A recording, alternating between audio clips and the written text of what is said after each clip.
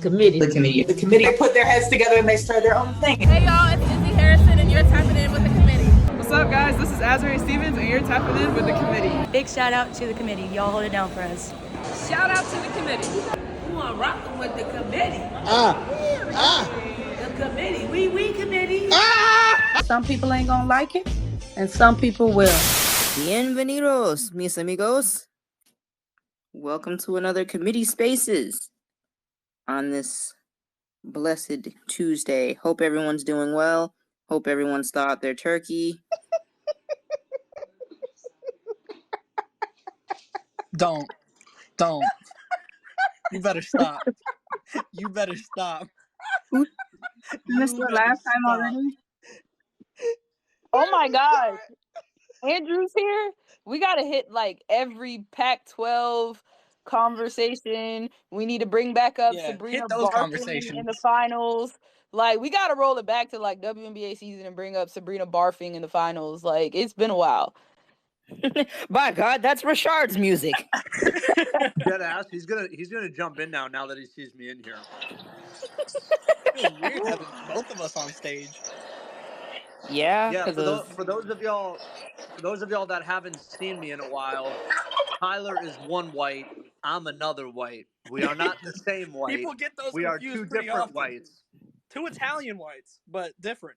Same, but different, but still same. Wouldn't be the first or the last time anyone's got that confused. Two Shout out to Mama spices. Reese. Okay. There it is. I wasn't gonna say the name. What is going on? B, why do you have a live turkey in your house right now, B? Oh my God! I knew it. I wasn't hearing that badly. I thought it was a dolphin. It got away from me. I tried to catch it so I can pluck it. Listen, I'm from the country. We caught our food, so shoot. B said that turkey pardon has nothing to do with me. No pardons here, baby. Congratulations on the giblets. What keeps me saying? I got it. It's a last try. Oh, goodness gracious. Andrew, do we have you for the whole evening? He's probably about to go fight a fire somewhere. No, I got an hour. I'm in the studio tonight. There go Rashard. Yeah, here we go. Someone put All up right. a bat signal. I'm here. You know what? I Yay. respected the commitment to hate to lock in when your enemy is on stage. Yeah, I'm always locked in with him. Oh. What? I guess. I ain't gonna stop until he fired. Actually bad, bro. I ain't gonna stop until he fired. This is one of the most chaotic starts to a Spaces. I feel like You want to see chaotic, Tyler? No. No. Johnny, let's So. play basketball. Got 200 people who've been in here listening to nothing for 5 minutes. I know If we're here and we are all on time. So shout out to everybody. Appreciate the commitment, guys. And we got rankings. Rankings are back. I know y'all missed it. We missed doing them, did we not? So much. I'm so glad gosh, college no. season's here. Absolutely not. I love the Google Sheet deadline. I think if I did preseason, I would have, been a little bit better with week 2. Oh my. Nothing was stopping you from doing your own preseason ranking and holding on to it, Charles. Uh-oh. You right. Tyler, don't start. Okay. What? So at the top, we are I've posted it on the Summer Jam screen. You can see the rest of the top 25 on the committeesportsgroup.com. Make sure you check out our website, guys. We got a whole bunch of cool stuff going on now. I mean, we always had cool stuff, but like we're expanding. So click on the website. Anyway, South Carolina's still on top. UCLA. Let's talk a little UCLA. What did UCLA do to get to number 2 in y'all's opinion? Not lose. Okay. Also not lose. It pretty much is that simple. Like to rise up. Like obviously they're a good team, but like they didn't lose. Yeah, Look. it started in the off season. You know, they got pieces that they need that they were missing from last year. So even if we did a preseason ranking, they would have been a top 5 team for me. And then a lot of the other teams that would have been top 5 for me lost. So it was pretty easy to put them at that number 2 spot. I am the biggest Pac-12 homer in this group. You don't say.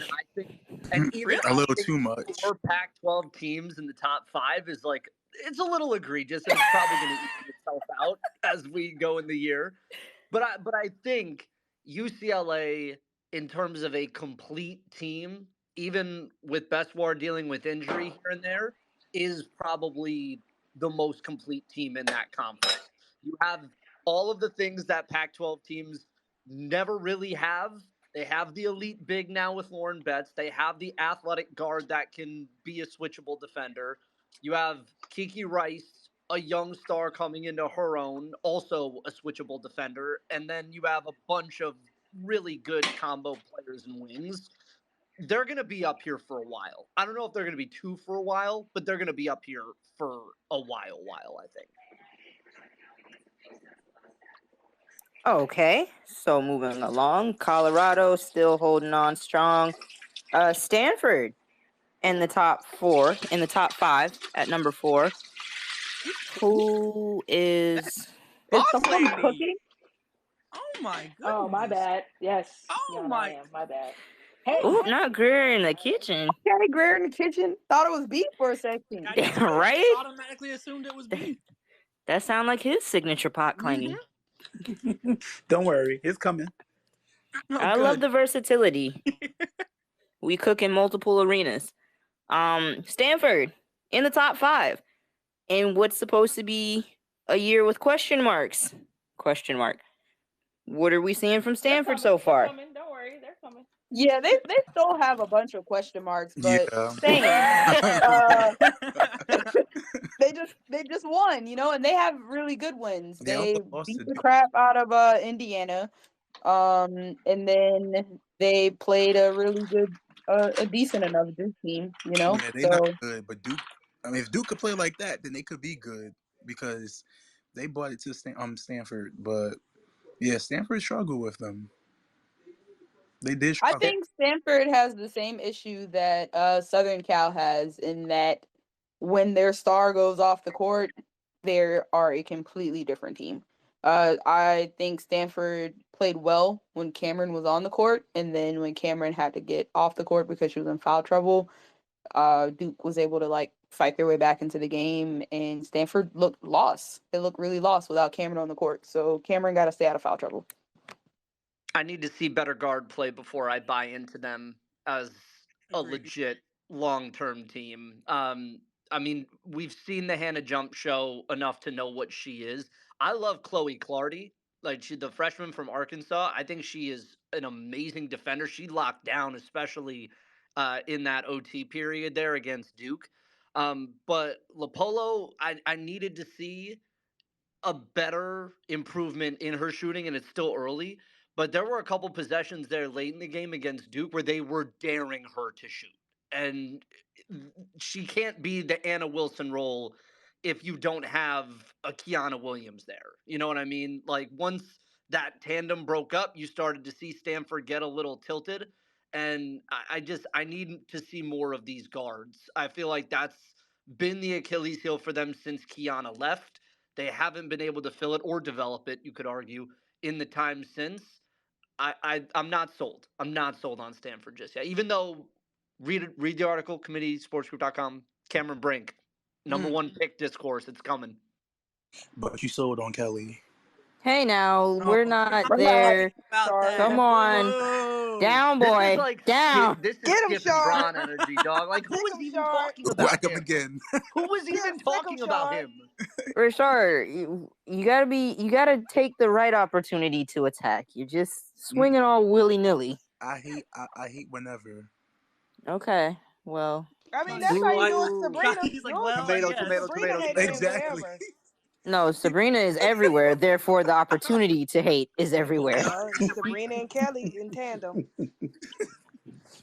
So we got Florida State. Yana, your daughter is holding strong at number 6.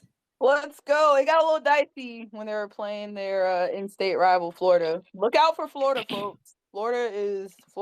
This isn't about Florida, but Florida is playing really well right now. But Florida State, shout out to them. They look really good.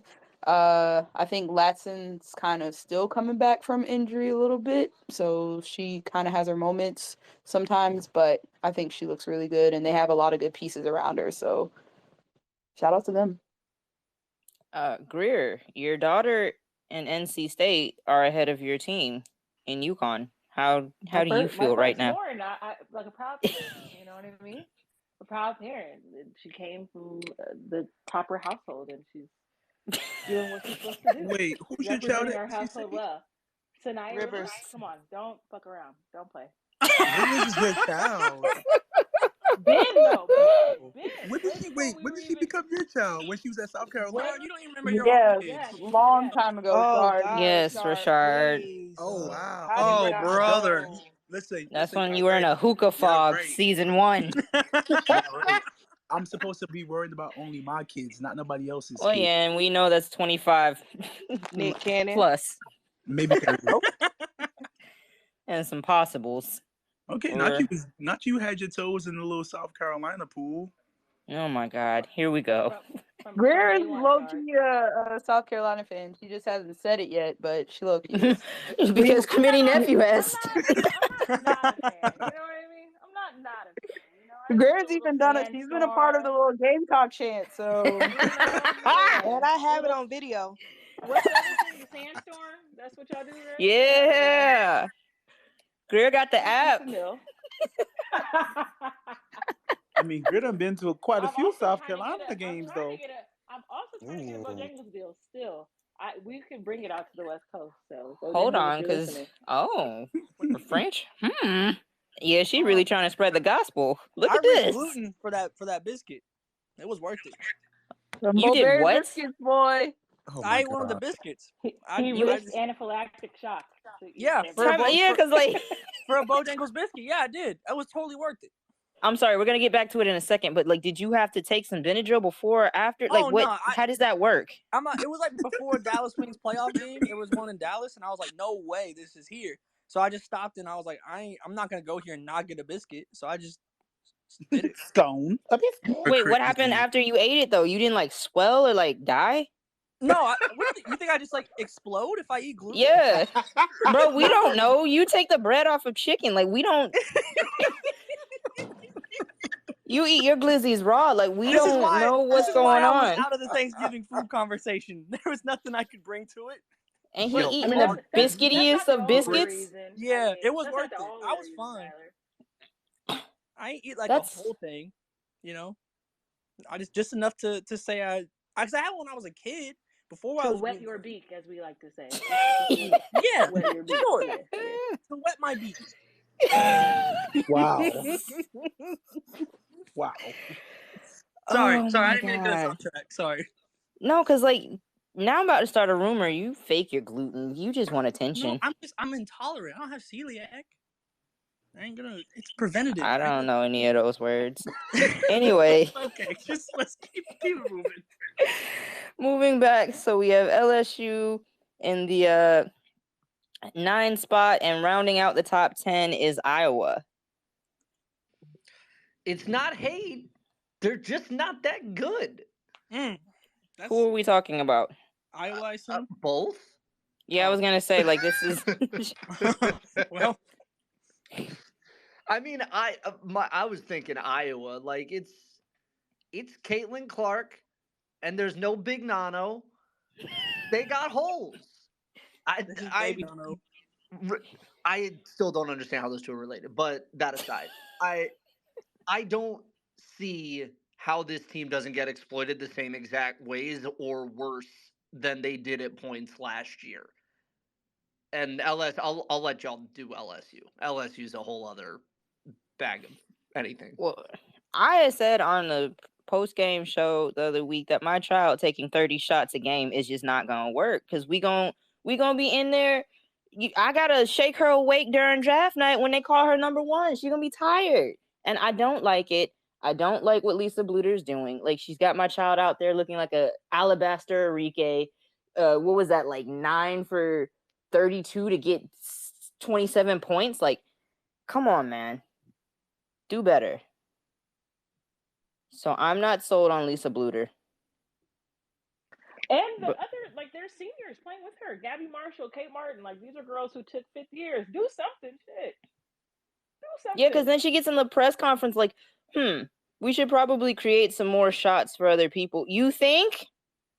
Yeah, they don't have inexperienced players. You know what I'm saying? Molly Davis. Thank you. Also like a 4th or 5th year player. Like, it's not Caitlin and a bunch of freshmen or underclassmen. Like, they still have continuity on that roster. It shouldn't be so Caitlin heavy.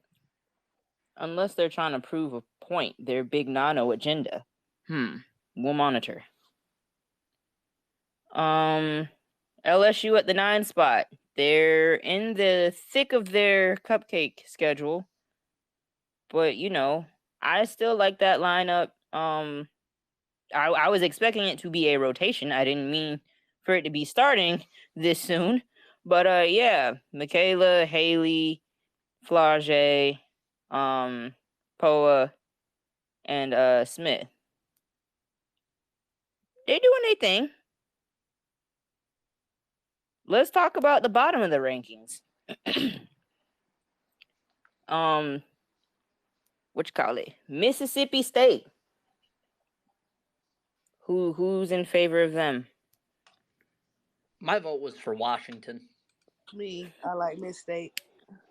What you seeing from Miss State so far? Defense. Good guards. Great coach. Building.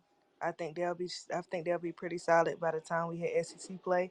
I don't know how solid, but I think they're working with something. Is Part Lane there, or am I confusing color schemes? No, that's her. And the other, I don't want to pronounce her name wrong. The other from DePaul. Rogers, Darian Rogers. Yeah, her. Okay. We got some Ivy League love. What's going on with Princeton? Carla Berube a heck of a coach, man. And they lost, I think it was, UCLA that they lost to? I can't. They had to fight. Yeah, that's right. They lost to UCLA. They were fighting. UCLA was fighting. There was a 3-point loss. Oh, yeah. I don't want to knock them for a loss like that. And yeah, this was a team that almost beat Utah in the tournament last year. They got a lot of talent back. Carla's a great coach. Like, that Princeton team is going to catch somebody this year. They're going to be the world's scariest 10 seed, I think. Okay. They've been winning the Ivy League the last couple of years, right? Yeah, pretty much since she got there. Mm-hmm. Yeah, they were already good. Right? Because that's like on the back of Bella Allery and her those years. Mm-hmm. But but they've been good. They've kept it together. They're coming for Tyler. I know. Couple of days. Thanksgiving Day. If Princeton might ruin my day. Thanksgiving. They about to feast, is what you're saying? No. Oh, you got it. It's fine. We're gonna learn. Actually, we're gonna learn a bit about them with Oklahoma and Indiana back to back like that. Mm-hmm. Like, if they're legitimately legit, like we are going to know early. Mm-hmm. Yeah, no, that's a good setting. Like, because it's Indiana, Princeton, Oklahoma, and Tennessee, like all in like the 2 days there. So there'll be it'll be some pretty. I was gonna say. Yeah, no, that's all in the same tournament. Princeton will play, because OU plays Princeton and then Tennessee the day after. So there'll be a lot of good matchups between those 4 teams. That I think we'll learn a lot about all 4 of them. Shoot, they darn near hosting with that strength of schedule. Watch out. Andrew, you mentioned that you were a fan of Washington, and also Washington State is in the top 25. What are you seeing from both of the Washingtons? Well, Washington just they haven't played anybody, but they've beaten the brakes off everybody, and that's very different than what they've been the last few years. So we're monitoring. We're also monitoring 5-0 Cal and Sharman Smith, whose seat has been on fire, but they went and got a SEC win at Auburn already, and so we are watching. And then Washington State has White Beyonce, and White Beyonce is the missing piece that nobody knows about yet. For those of you that don't know White Beyonce played for Idaho. She played in Moscow, Idaho, and was the best player in the Big Sky last year. And she was like a 20-10 player. Beyonce B, that's her name. And I've been saying for years now with this team, is Charlize Ledger-Walker, it's Bella Murkatete, and then they don't have anyone outside of those two. Like Tuhina might give you a good game, Ula Matuga might give you a good game, but you're not always going to get a consistent third person that's always going to play. In comes White Beyonce. And if we get good White Beyonce for this entire season, Washington State is going to be scary because they'll have that third piece that they've needed. Are they going to be like a third weekend team? No. But could they mess around and be like a Sweet 16-ish team? Possibly. They're going to play a very down Maryland in a couple of days, and we will find out more. So tune in for White Beyonce. Not Anne-Marie Lastrasi. We're gonna have to have White Beyonce watch. Yeah, she's got to be a guest at some point now. Just off the strength of that promo alone. Yeah, because I'm locked in. NIL deals for Washington State. Lord knows they need the money right now. Ivy Park type in. I was gonna say the White Renaissance tour. Taylor. So let's talk about potential snubs. Who do y'all feel like should have made our top 25 that just missed the cutoff? Because I'll go first. Norfolk State is 5-0. I hate to say it, they beat my beloved Pirates by 6 the other day, but they, beat William and Mary, Radford, App State. Like they got some. They doing their thing. They 5-0, and Diamond's still not back yet. So my vote was Norfolk State. Don't they have like this stretch of like Auburn and some other SEC teams coming up? Let me see. Are they about to be in the trenches? They got ETSU, Minnesota.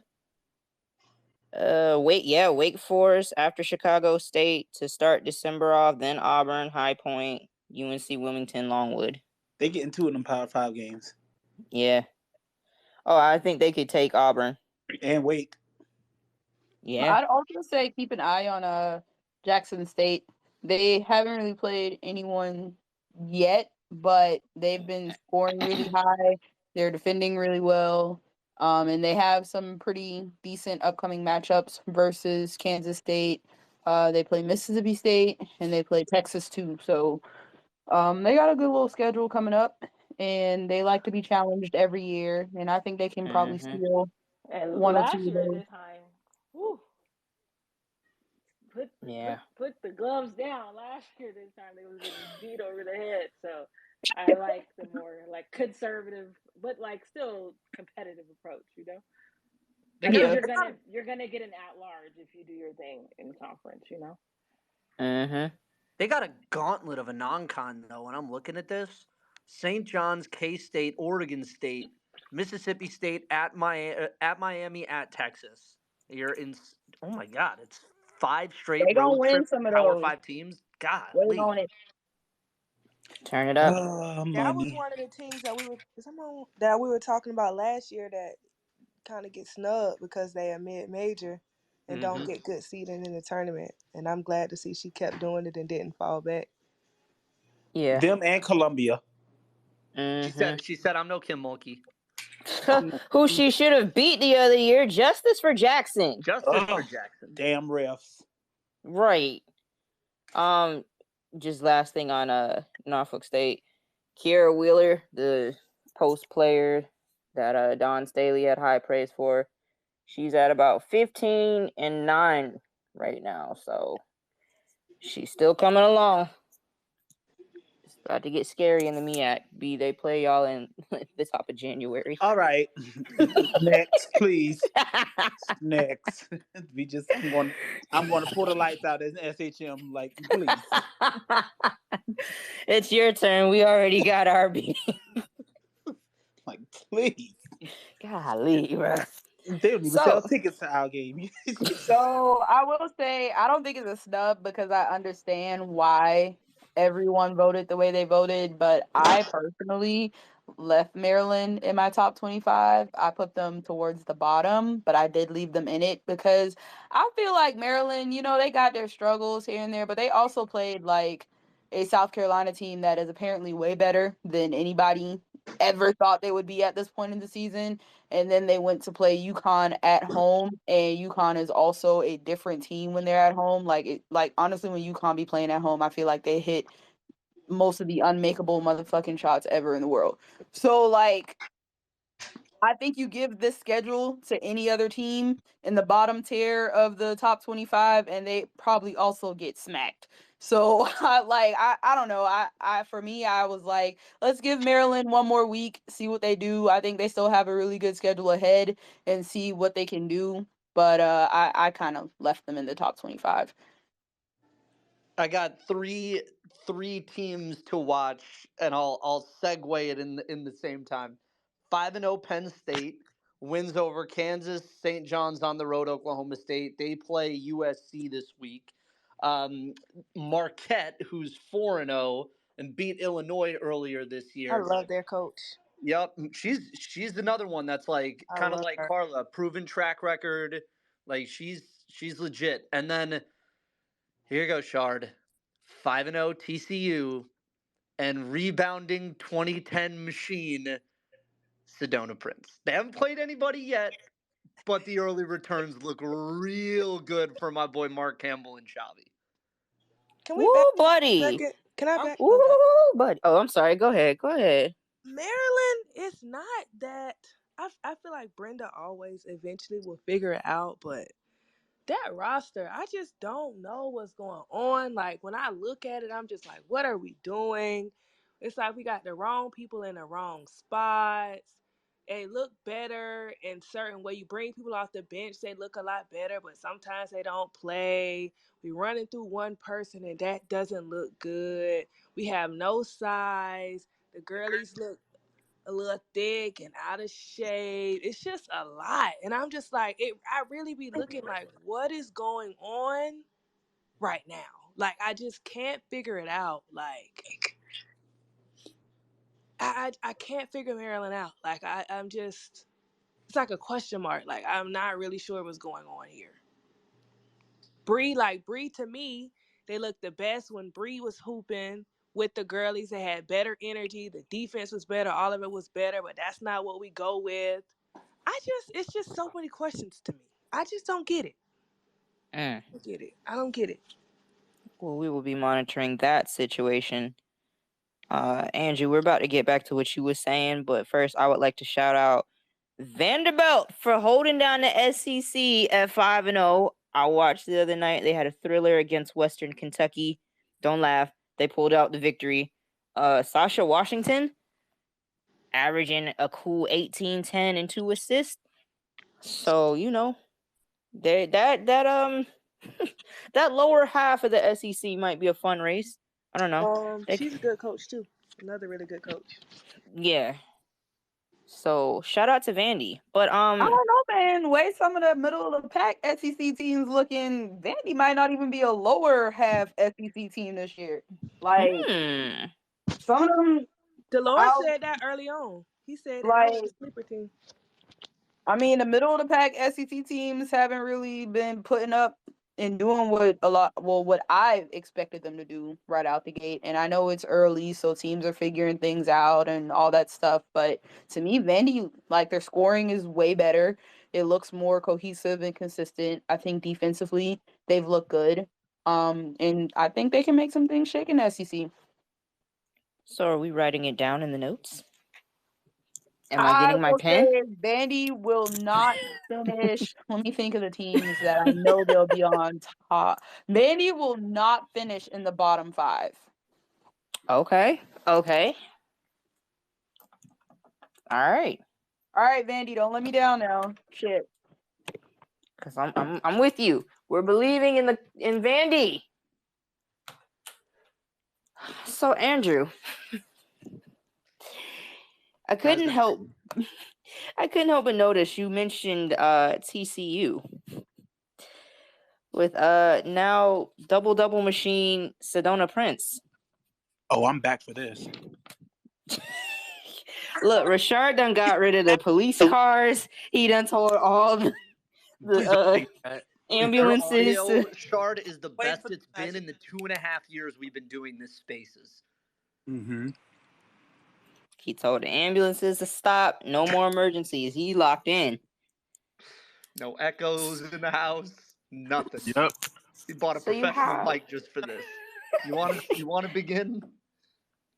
No, Shawnee can take here.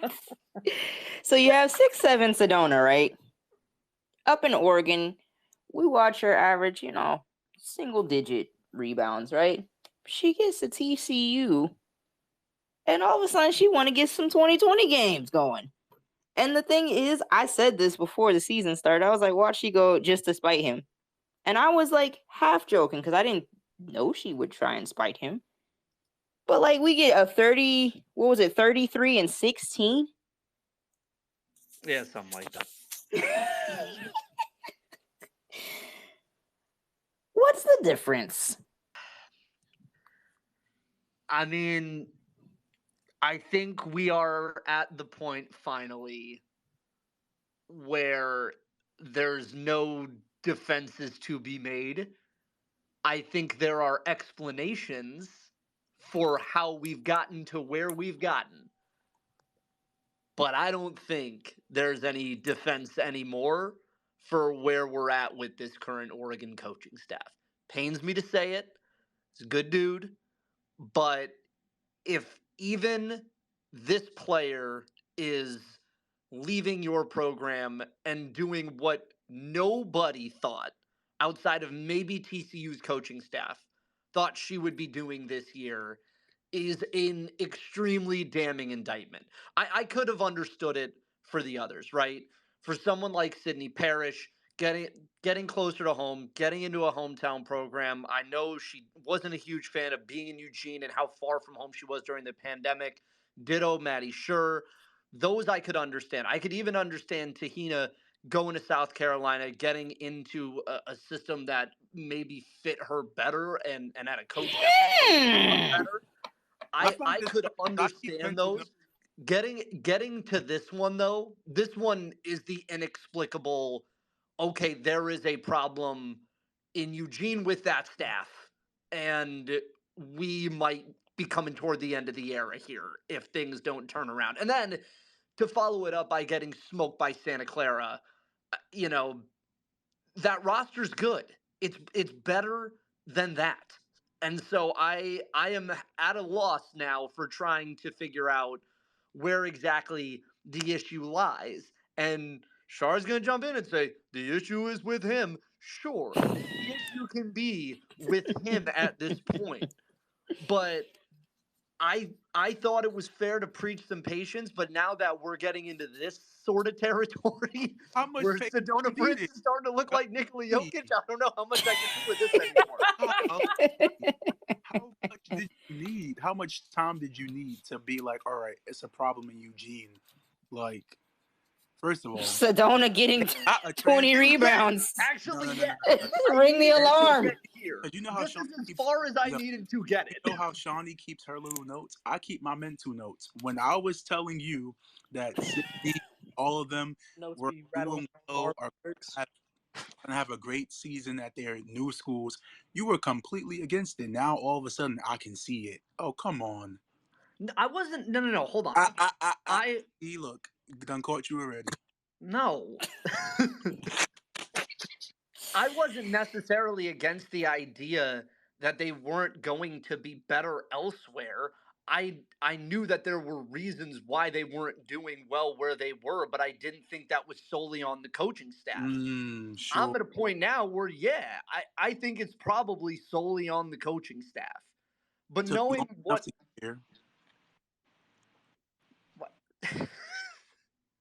knowing what went on in that locker room during COVID and through 2021 and 22, I had a feeling, without outing folks, that there were personalities in there that were causing trouble beyond things that the staff had the capability of handling. I will put it that way. So that's the coach's fault. Exactly, right. Oh, so yes. basically the coach can't manage personalities. Yes. And you're seeing it now. You're seeing it play out now. That's why the patience I thought was warranted. Seasons now. You just now seeing it. I'm more patient than you. I don't know what to tell you, but so basically, no time like the present. It's okay. The girlies can't handle the girlies. Yes. Yeah. I think that staff was ill-equipped to handle the next phase of the program building. And to be fair, y'all up here have a coach who is one of one. And so there are many coaches in college basketball. So thank you. That was good, Greer. That was good, Greer. But y'all know this. Like, Dawn Staley is one of one. Dawn is one of one in that she has been able to adapt as eras have changed, adapt to new rules, adapt to new styles, to new players, to recruit, to change, and to evolve. There's not a lot of coaches in this game. Bitch. She is, but I'm saying to put, and this is where, Shar, you and I disagree. I feel like you put Kelly and other coaches on the level of expectation of what Dawn has of like, well, he didn't evolve, but Dawn Staley did. Dawn's one of one, so why, like, you can't compare. I just think we expect grown-ups to be able to handle kids. I do not put Kelly in the same convo as Dawn. I will never do that, ever. I have a question. Because, Andrew, you mentioned that this staff was not capable of handling the next phase of growth. Didn't they add Sabrina on staff to kind of help with that? Like, wasn't she supposed to be there as, like, some sort of... Elite. Like, wasn't she... That is absolutely right. That's a fact. Absolutely nothing. And I also remember one of the I got nothing for you. on here one day, like talking about NIL and how the programs were doing it, and it was just real shady because it's just either like get with the times or adapt or die. You know what I'm saying? What is Sabrina's personality? It shouldn't have one. I'm not even being funny, like, cause that's a good point. What was your question? What is Sabrina's personality? Andrew, care to answer? He said it. But I wasn't trying to be funny. I was being genuine because she's brought on to help with stuff like that. But anyway, go ahead. And we ain't seen her at one game. So that's where I'm kind of like, what are y'all paying her to do if now everybody is leaving? Because Rashard meticulously took notes on all of the exports that Oregon has produced. Oh, yeah. Oregon is the... Oregon's... It's the baby Dallas Wings over there. You go on to do great things. The incubator for all other good college basketball programs. Oregon is JUCO? Yo, that's crazy. Oregon Prep? I don't know. But we're seeing what's the count at? She was the director of athletic culture. I'm not She's mistaken. no longer employed, by the way. 16, 17, between 16 and 18. Yeah, we were up there. And so she was the director of whom now? Athletic culture. Well, that's fine. And now that might I don't think that's a real position. No. So they made a position for her to try and help alleviate some of this. The team gets big. Sedona, points out some discrepancies during the tournament, yada, yada, yada. And then there's just no transition into the future. And wow. Nope. But also, okay. Yeah. I mean, look, I don't think the critique is wrong of losing control of the players and not holding doing personnel decisions well. I mean, they had to suspend a player for a year because they got in a bar fight. Like that has happened there in the last 3 years. And the issue at hand, and look, in the chat, when Nared made those comments about NIL, I was like, oh, that's stupid. That's bad. And having, Sabrina's dad get out there and say the Oregon culture isn't for everybody, it's not entrusted to the weak. Like that stuff. It sounds like pull yourself up by your bootstraps. It sounds like it kind of is. So sounds like they trying to be UConn of the West, except Gino is another one of one type, like realistically speaking. And coaching for everybody, okay. Sure, but I think Gino. I think coach at a different school because it sounded like he not cut like that. I mean, you could make the argument now that he's not.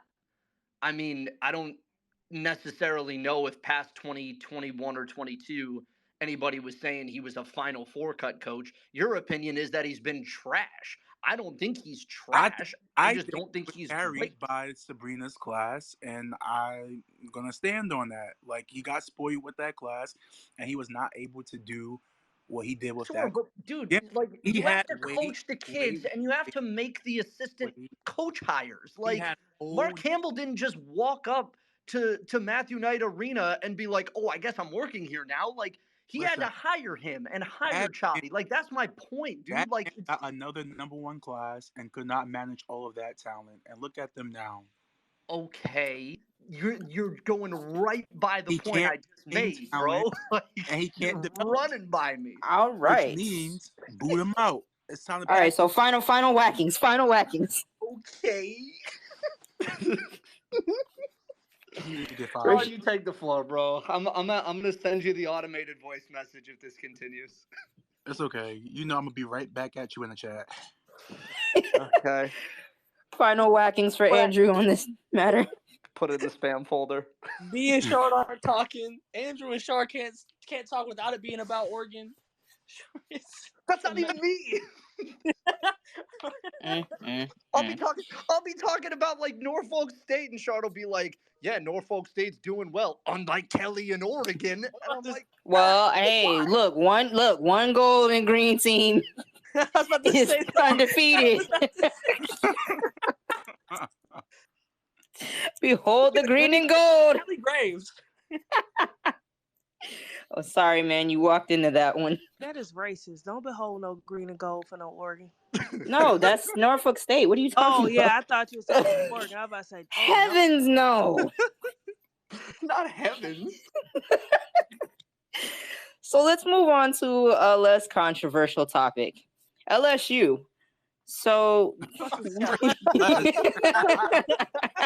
was a go wrong. So we're getting pieces of details now to where we can maybe put together a picture. So from what we know, it's suspension. It sounds like it's a team disciplinary issue. Mulkey posed the question, when you discipline your kids, do you tell everyone? And it's like, well, my All-American national champion, like what? And I kind of do. Like, I get on this stage and tell all the time when I discipline my kids. So, and so does B. We ask him not to. He like literally starves his like, and it gets wild. Yeah. Wait, what? I heard B. What I missed? My service is your kids. Shit like that. Nah, Mulkey said, when you discipline your kids, do you tell the world? And I was like, we kind of do, especially you. My children, I have star children though, so they don't need much discipline. However, there was one time I decided not to cook for one of them because it was just really showing out. Outside of that, the rest of my kids are stars. Yeah, because they spend most of their time at Yana's house. That's ridiculous. And you know what? I'm using all of this as documentation for court. But getting back to Mulkey, she's now in the pressers, getting pretty indignant at the thought of being asked these questions, and it's kind of like that's what you told them to do. Yeah. Come ask. Evan, you're like, how dare you ask me this question? Mulkey, you told us to come here. You told us to wait till post game. What? And then it's spread to social media discourse where it's like, y'all don't need to know everything that's going on in their locker room, blah, blah, blah. And I'm kind of like, we were not ready for this amount of growth. The women's game still... I think people are incapable of thinking. I don't think people critically think. I don't want to say people are stupid, but I do I do think people don't think critically. I do think people just see things simple, black and white, and they don't acknowledge gray areas. I think people assume, maybe because that's who the people that they are, that everything has to be drama. Y'all just want to know what's happening, this, that, and the third. I think people assume that because people have said things about Angel and, oh, well, maybe she needs to have a better jump shot. Oh, or maybe she shouldn't act a certain way, doesn't mean that they can't double back and say that she deserves better from her coach. I feel like a lot of people in itself, I'm just going to say what I want to say. I feel like for a lot of people, white, who may not understand, I think the black experience can be layered. I can look at you and say, now, baby, I want you to do better. I want you to tighten up. I want you to do that. And also on the other token, say, baby, you need protecting. Put a sweater on that baby arm. She need a jacket on. You know what I mean? It's layered. I don't have to kiss her ass and then to say, she needs to be protected. Now, me on the other hand, I've been Team Angel. I've been setting up a team, for Angel for a very long time, but it's a duality to it. I don't have to agree with everything Angel does as a young woman. I can say, baby, you need to do better, and also say, oh no, you need to handle her better as somebody. You know what I mean? And I think people can't understand that duality, and that's what I mean by people aren't smart. That's why I refuse to have these conversations with some people, because some of y'all can't think critically. Y'all have no depth. Y'all have no range. You're just not them girls for real. If you want to make things black and white, you leave that shit where you at and let people say what they gotta say. But it's duality. It's not black and white. That's all I gotta say about this. Hit the air horn on that. Hit the air horn, the DJ siren, all of that good stuff, because facts. And I think I agree with that, and I think it's working in tandem with another issue we've been talking about with this idea of handling the women's game with kids gloves. Because as soon as people started noticing little things in the marketing between Anissa and Haley, it turned into why are y'all worried about our team? And I was like, the team that just celebrated 1 million followers, that just won a national championship, that is the highest people watching, right? Hello? Come on. Be serious. Y'all are care or not. Thank you. And this is one of the side effects that comes with caring and comes with being a high profile team, that there's going to be a spotlight on you at all times. And, the game grew with that series. I'm going to give them that. But it's you got to be able to handle that growth. And we've been talking about how Mulkey handles things for some time now, because we said this on the post-game show. Kim Mulkey is very charismatic. That's how she gets away with a lot of the stuff she does. So if she really wanted to pivot and she really wanted to, say something that would, get the people off of her, she could have been did that. She could have been made something up and then, hit her little folksy talk and got out of there. But she didn't. So now the adults needed to be adults, right? So the moms bickering on social media, that didn't help anybody at all, because that's how the speculation starts. But then, like we said, she opened the door last year in that press conference. Remember when they was asking about national awards? So you've already have some breadcrumbs coming here, and then you're not squashing things. So it's a very interesting situation. And then Angel tweeted yesterday, what'd she say? Don't believe everything you hear? Everything you read, something like that, yeah. And, yeah. Look at her already learning from her WNBA counterparts. But yeah, it's just so unfortunate. And like I said, once again, I don't want Kim Mulkey to come spill all that girl business, because it's not our business. And first of all, how do you know that? I don't already know, for one. But two, just people already handle Angel so terribly, whether you think she deserves it or whether she doesn't. The whole shit around the thing last year with the "you can't see me" thing versus her and Caitlyn, like she already gets handled so horribly, and I feel like in that, like people are gonna say what they want to say regardless, right? But in that, all you can say is, boom, she violated the team rule. She's still a part of this team. We want her here. You know, just like you said, she's charismatic. Have a better tone. Have a better word choice. I'm an English teacher, baby. All of that shit matters. I teach my students. Pay attention to people's tone. Pay attention to their word choice. Pay attention to all of that when they're speaking. It matters. Like, I just feel like she could just handle her so much better to shield her from some of this shit. But she just don't give a fuck, and that kills me. Exactly, because I'm in that press conference like, imagine you're 21 years old with $1 million. What you doing? Exactly. Angel is better off than... Imagine me right now with $1 million. Hello? Out. I'm losing my mind. I'm not going to be here right now. Like, you know what I'm saying? So even if you got to, like, divulge some details, like, we're getting some stuff together, she's still, like, better off than I would have been at that age with that fame and that money. Boom. We're in, we're out, we keep it moving. But now you're dragging it out, and it just gets worse and worse. Sharithia, hello. Hello. Sorry, I didn't have a shot at. Let me talk about my kids.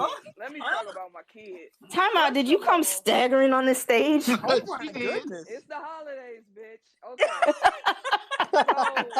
So my first issue with Kimberlyn Mulkey is that oh my god, people on teams get suspended, failed drug tests, cheating classes, missed curfew all the fucking time, and all of the programs every year. And we rarely hear about it. You know why? Because they keep that shit in-house and they just say, such and such violated team policy, team rules, whatever the fuck, they'll be back next week or 2 weeks from now.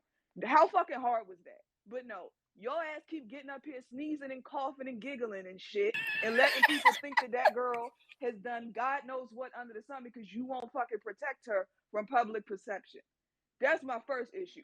My second issue is there's too many fucking white people in black business talking about it's not that big of a deal. Kim is handling how ain't nobody fucking asked you. When black women are talking about how black women are being perceived by the public, it's time for you to shut your ass up, sit in the back seat and take notes because we didn't fucking ask you for your opinion on this. Bitch. Oh.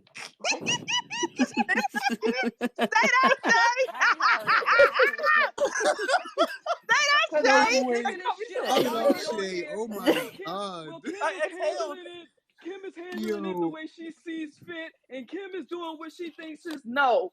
Kim is a white woman who is able to use Angel as a fucking shield for that shitty ass program culture that she has bit. Because you guess what? Y'all read that fucking article with the offer to Cambridge. You can have $2 million and your ass ain't got to go to class after freshman year. Edwards, you can't then turn around and throw Angel under the bus for having a bunch of money and not going to fucking class. That don't make sense. And see, this is also part of the problem because is she now doing the things that you have allowed her to do when it was fine and it was getting you famous? Exactly, because it was all fucking crowns and TikTok dances and fucking free smoke tour. When it was benefiting y'all, but now it's well. And another thing, I know how you bitches is dumb because y'all gonna see the girl get benched for the second half, and y'all asses immediately talk about some damn grace. Y'all think Kim logged her ass on Blackboard at halftime? It was like this girl ain't playing well. Let me see what this.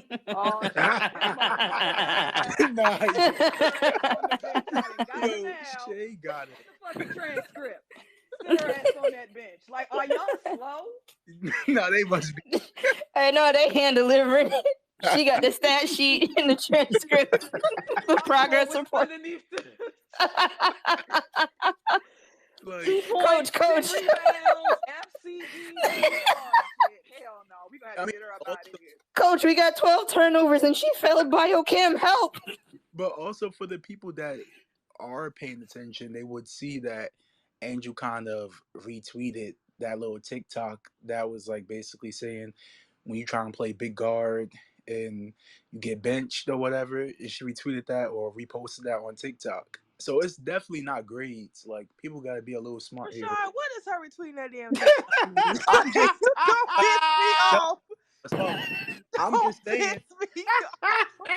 Relax. Detective Shard is on the case. No, people are trying to Low hit him again. Brandon, not that funny. It's not. You can stop being pissed. But no, and see, that's the thing. But when the go ahead. People are trying to say that she got benched because of grades, and what I'm saying is, if you looking that closely at all the mess, you would see that she's kind of co-signing like the fact that she was benched because of her playing quote unquote a big guard out there on court. But see, the thing is about the grades, we didn't make that up. I know we didn't. No, but and that's what I'm saying. So like Mulkey's gotta, yes, that happened and it wasn't your fault because you can't control nobody's mama, but it already got out there. So that's part of protecting these players. Like when something happens, you got to know how to do damage control and crisis management. And like my colleagues just eloquently stated, crisis management for Black women is going to look a little bit different. And this is what I was saying. When they lost, Haley Van Lith should have been right up on there talking, where's your smoke? Where are your smoke samples? You said you were handing them out. Where are they? But, you know, you have Michaela out there. And yes, she had a great game, but she should not have been the face of that loss. I didn't like that. Then you start doing little whisperings about leadership and this, that, the third. And it snowballs from there. Yana. And that's what you brought Van Lith in there for, too, partially. Like, lead guard, to be the person to also step out front. So if you don't have her step out front, then what exactly are you doing to instill a culture of leadership within the team in the first place?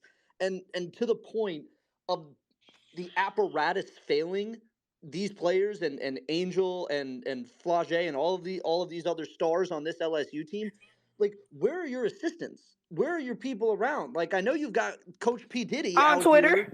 Yeah, Coach P. Diddy's out here on Twitter doing wait. Not P. Diddy. Not this videos. week, Andrew, please. Oh, not Pero. I didn't think about that one. I was gonna say, Andrew trying to think of another rapper. That's where the problem is here. No, I was wondering. He's of a certain age. No, I was wondering on how much potential could there be there, but I'm not gonna get libeled. Y'all know who I'm talking about. Like, you are more than happy to be a part of all of the nastiness, and now it's still like, oh, it's still a joke. Like, if you go look on some of their coaches and their like bench apparatus, like folks, like, they're still treating this like a joke. And that's what I don't necessarily like about all of this, is that, yeah, this might be a joke for you because you're losing these kids after a year and they're going to move on and do whatever, but the lasting impact on these kids is what's important. And that's the thing about this program that LSU fans might think like, oh, y'all are just trying to come at us because of Kim. Well, she makes your program unlikable. And the people around here also make your program unlikable. So maybe look inward to that before blaming it on everybody else. Because if it's a plurality of folks that think your program has assholes leading it, then it's not going to be everybody else's problem. What was this with Kelly? Oops. Okay. Yana. I guess kind of just to piggyback off of what Andrew was saying when he brought up like some of the assistant coaches, and like for me with this whole situation, I've been just kind of annoyed at the people around Angel that to me I feel like are kind of failing her. And starting with, you know, the assistant coach, he is always on social media, right? Like always on social media, always in the midst of mess, had no problem using social media and riding this high that Angel's been on since the Final Four last year, and just being so involved in her social, trying to be on her TikToks, trying to post up in her lives with her, always on Twitter, retweeting the NIL shade that was thrown between towards Aaliyah in order to big up Angel, like always on Twitter. And in the moment when she really needs somebody to just stand up and be like, that's not it, and that's all I can, like, I don't really care at this point what Kim may have told them to say or not say on social media, but at like, you are making your living on kind of just being the person always on social, and I think he should have been somebody that steps up and just say something on Angel's behalf, because you've been riding her since she's kind of gotten this fame. And honestly, same with her mama. Like, I haven't seen her mom say anything on her behalf yet. And to me, that's crazy. Like, people are dragging this girl name through the mud, and y'all there when everything is high, and you there when you can throw shade at other people and kind of dog other people. Like, you ain't got no problem retweeting and giggling at somebody else NIL valuation being lower than hers. You ain't got no problem retweeting and giggling about some other shit about other players. But when it's time to step up for your child or your player and actually use social media for good to help her, you know where to be found. I have a problem with that. Got no problem going after Tyler at the Final Four. All right, so Shay, what is you'd like to add? I agree with Yana, and to her point, like, on top of the coaches and all of the circle, it's somebody's damn job at that school to make sure, if it is grades, to make sure that her ass is passing enough so this isn't a problem. So whoever that person is should also have their feet held to the fire. But the last thing I want to say is, I've seen people talking about well, y'all just hate Kim and y'all going after him. Yes, girl, we don't fucking like her. Fucking, this isn't rocket science. We don't like her, and it's not like we don't have reason not to. She was shitty to the best player she's ever coached. So, little girl, we don't like Kim Mulkey, and we gonna come after her, and we have good reason to. Fuck, like, y'all just, Cause, bro, I'm sorry. I said this the other day. I said I'd be on my Jada if I was one of them reporters and she get the coughing time about, well, happy Thanksgiving. We're suing because why are you doing this? You coughing and sneezing and doing all of that time about, yeah, it might be COVID, but I'm not getting text. Yes, that's nasty. That's so gross. Like, making a COVID joke is insane, like, for real. Exactly, but then y'all are like, well, y'all just don't like her. Look at the material. And also the kind of COVID joke, because I saw some of y'all being very elementary in your critical analysis, like Lo would say. Making a joke about people potentially dying and saying COVID is staying around for longer than I'd like is way fucking different. Hello. So they try to get me up out of here. Fuck them all. But we're haters, get though. You out of here. But yeah, that was for sure. We're haters. So God bless everybody in Baton Rouge, down in the bayou. I don't know what to tell y'all. I hope everybody get on the court or everybody don't get on the court. I don't know, but we're haters. So I'm about to start making the mac and cheese. I don't know what the hell to tell y'all. Okay, Auntie, I see you. Okay, Taraji. Let me chop up my collars. Stop before Lo leaves. Right. No man, no food. God dang. Dang, a life. Yeah. We're gonna move on to tournament recap. Which tournament? That's what I'm trying to figure out.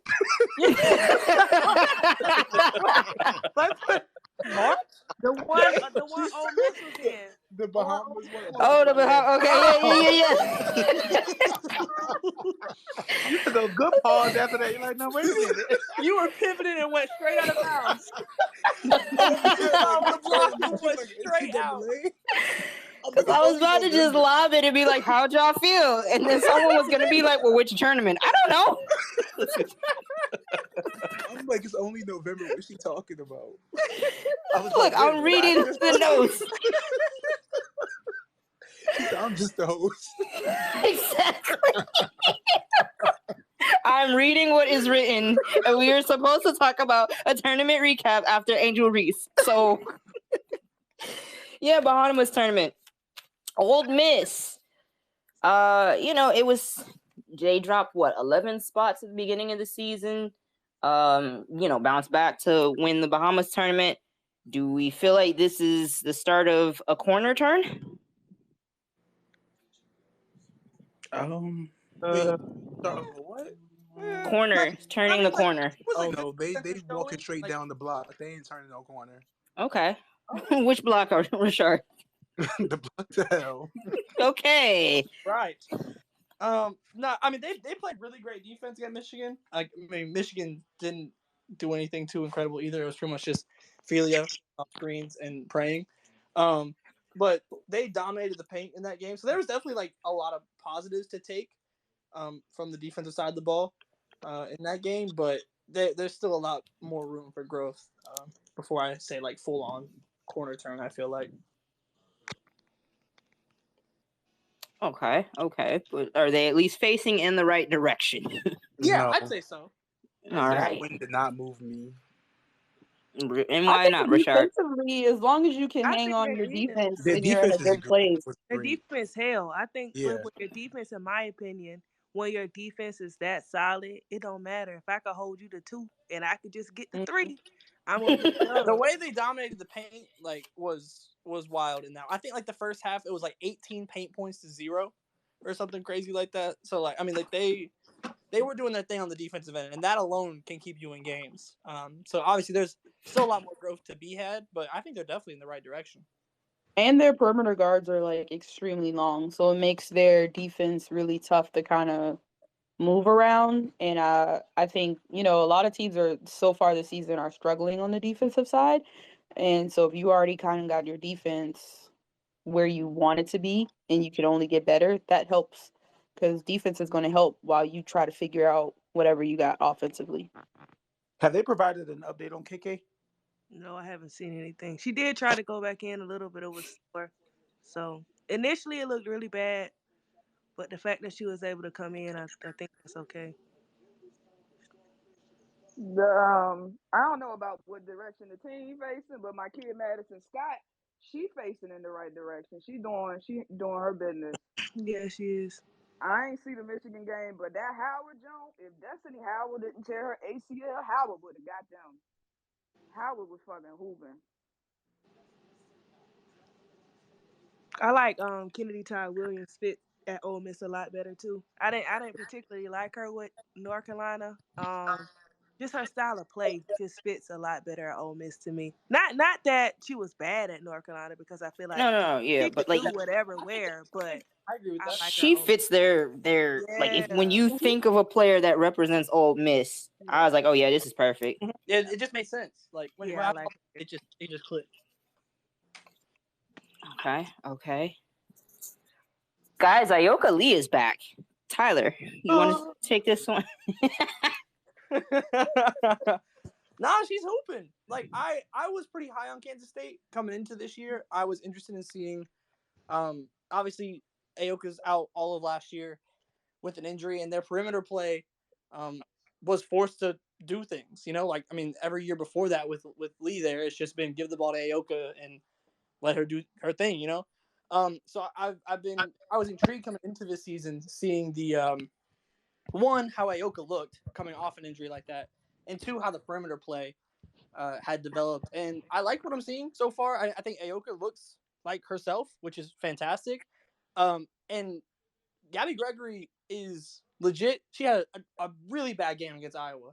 But I like a lot of their perimeter play, and they're dangerous because they're more balanced than they have ever been in Lee's time at Kansas State. So I'm excited to see what they do. Yeah, who's the freshman girl? Because she came in and played really well for them down the stretch too. She's an in-state product from Kansas. She's from Kansas. She played really well. I'm blanking. Guys, mark your calendars. January 17th, Kansas State at TCU, the Purple Rebound Bowl. I want to see 100 rebounds. I got to see it. That's a premier matchup. Walker is the freshman that came in. I think she had like 12 points or something like that. Yeah, 12 points against Iowa. Like that's just like I'm really excited to see how just in general that team looks. And like and Lee, I think they said on the broadcast in the Iowa game, she's only been playing contact for like 3 weeks now or something like that, like full contact.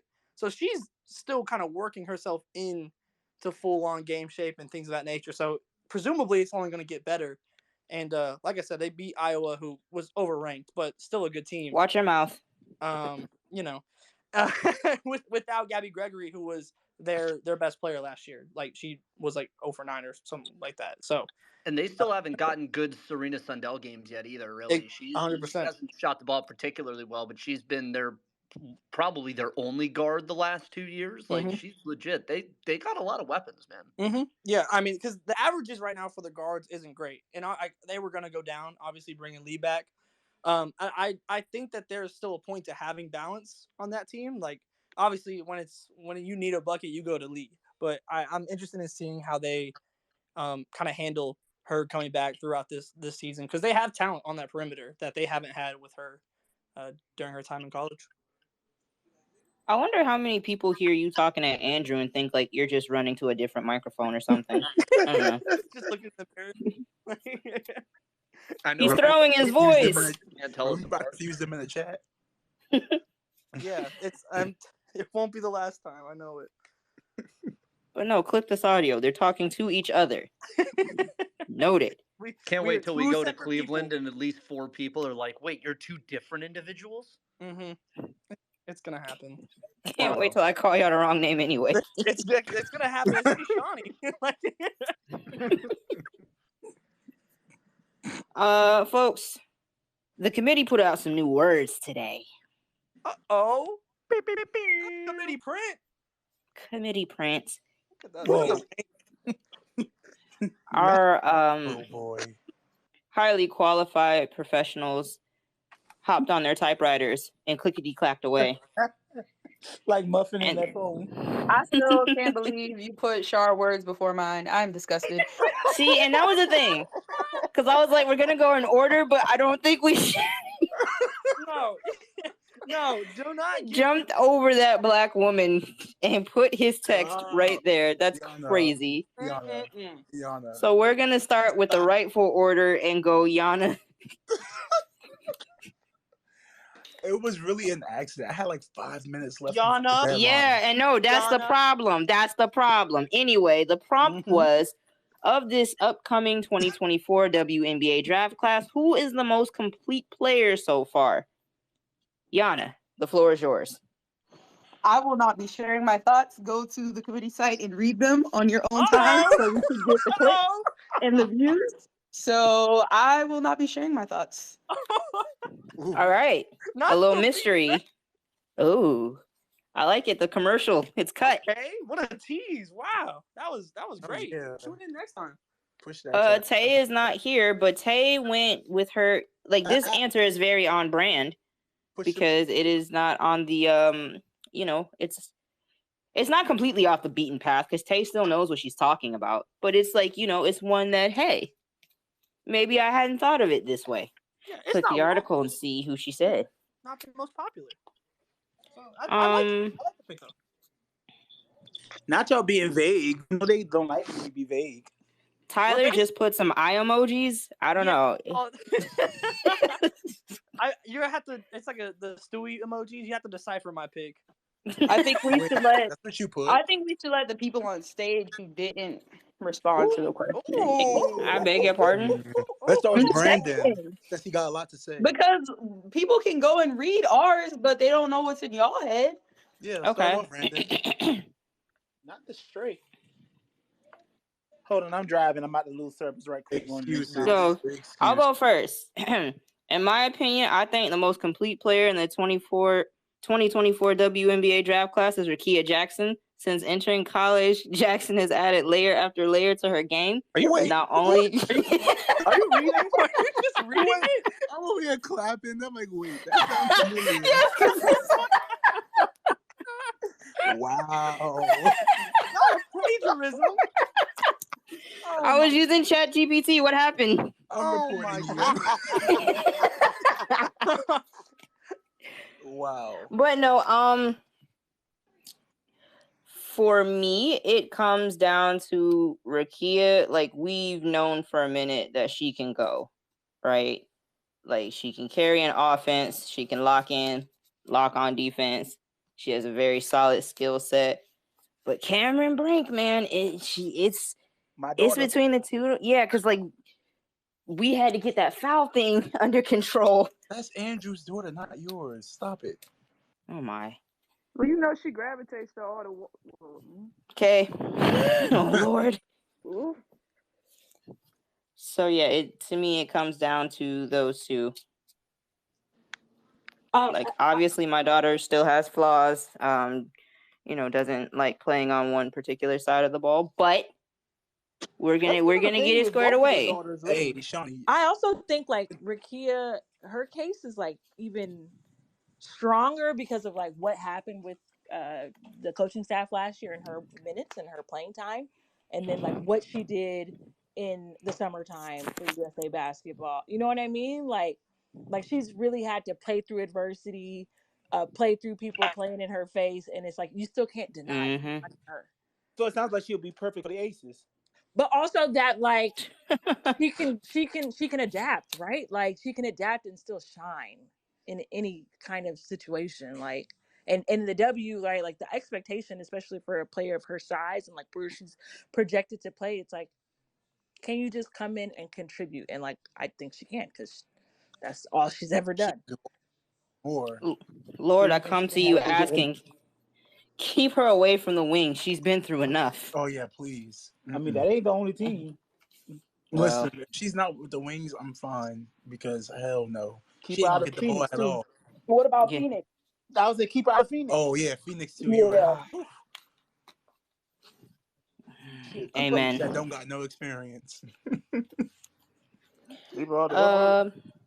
Low or B? Would you like to go next?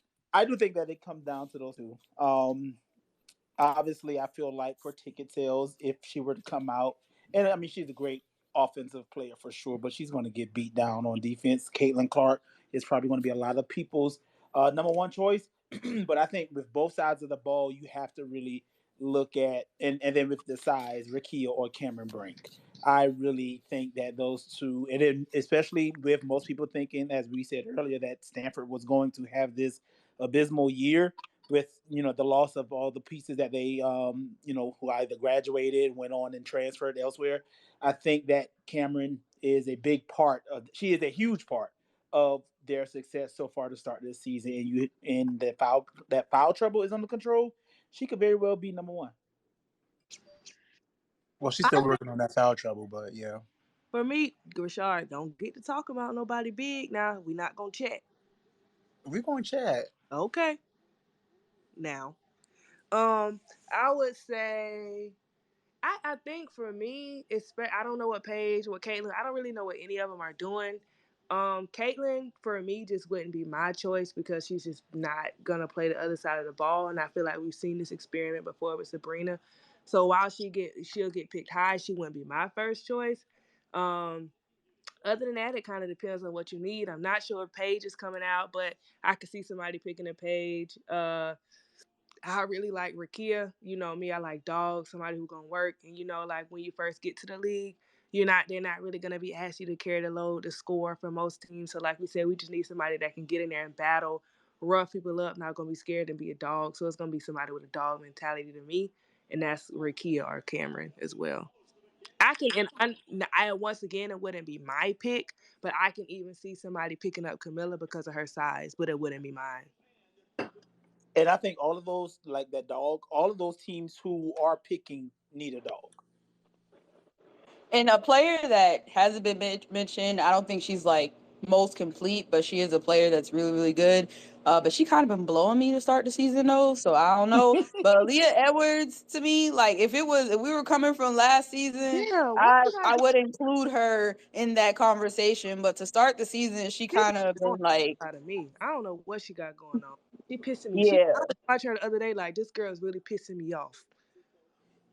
Especially because of what we seen last year. Like, if she can get back to that level, I would even throw Aaliyah Edwards in that conversation. Agreed. Yeah. I like Aaliyah Edwards. It's not surprising. And I feel, shush.